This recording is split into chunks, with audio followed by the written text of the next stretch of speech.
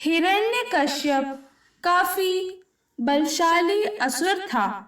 यही वजह थी कि उसको अपनी शक्तियों का भी खूब गुमान था। उसका यह अभिमान इस कदर बढ़ गया था कि उसने संपूर्ण प्रजा को उसे भगवान मानकर पूजा करने का आदेश दे डाला। उसने यह भी कहा कि अगर उसके अलावा किसी और भगवान की पूजा की गई तो वह ठीक नहीं होगा। असुर राज हिरण्यकश्यप का अभिमान इतना बढ़ गया था कि क्या प्रजा, क्या उसका अपना वारिस यानी कि बेटा, उसे यह नहीं पसंद था कि उसके अलावा किसी और की पूजा की जाए।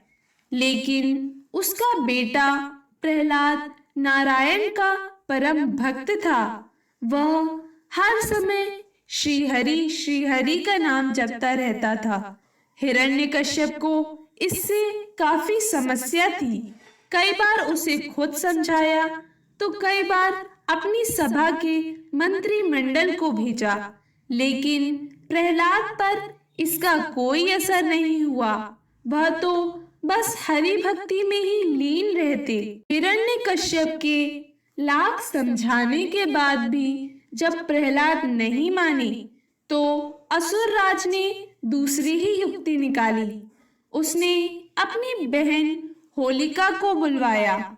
इसके पीछे यह कारण था कि उसे वरदान में एक दुशाला मिला था, जिसे ओढ़ने के बाद अग्नि उसे छू भी नहीं सकती थी। हिरण्यकश्यप ने होलिका को यह आदेश दिया कि उन्हें प्रहलाद को अपनी गोदी में लेकर अग्नि में बैठना है, ताकि भगवान विष्णु का नाम लेने वाला प्रहलाद जलकर भस्म हो जाए, या फिर अग्नि के डर से वह हिरण्यकश्यप को अपना भगवान मानने लगे। हिरण्यकश्यप के आदेश पर होलिका अपने भतीजे प्रहलाद को लेकर अग्नि में बैठ गई। उस समय होलिका ने वरदान में प्राप्त वही दुशाला ओढ़ा हुआ था। यह सब कुछ देखकर भी प्रहलाद तनिक भी विचलित ना हुए। पूरी श्रद्धा से वे भगवान विष्णु का नाम जपते रहे। थोड़ी ही देर में कुछ ऐसा हुआ कि शांत मौसम में भी तेज हवाएं चलने लगी।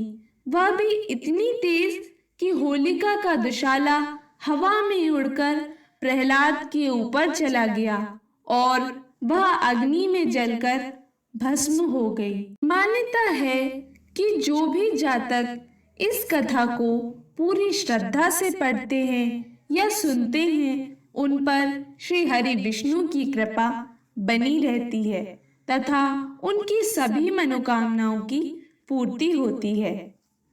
धन्यवाद।